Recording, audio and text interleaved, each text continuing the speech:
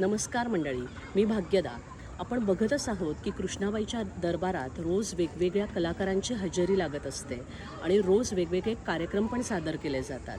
पण या सगळ्यात वैशिष्ट्य म्हणजे कृष्णाबाईला रोज प्रत्येक घरातून येणारा नैवेद्य.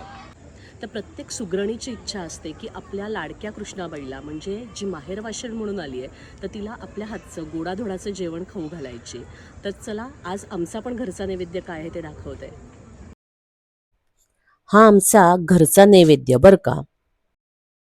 स्वाहा ब्रह्मणे सुधा सत्यं ब्रह्मे प्रसिद्धामि महानैवेद्यं समर्पयामि.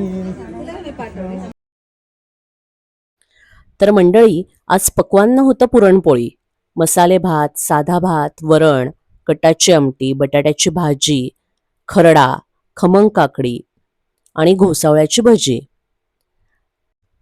तर आम्ही कृष्णाबाईला तर नैवेद्य दाखवतोच, पण त्याचबरोबर नदीला देखील नैवेद्य अर्पण करतो बरं का.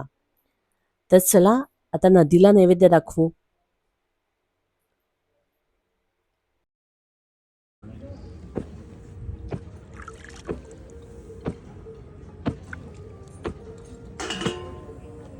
जीवन करीची तुला अन्न हे पूर्ण ब्रह्म उदर भरण हे जाणीचे यत्न कर्म. जय जय वीर. तर कृष्णाबाई उत्सवाच्या निमित्ताने दरवर्षी नातेवाईकांच्या भेटी होतात आणि घर अगदी भरल्यासारखं वाटतं.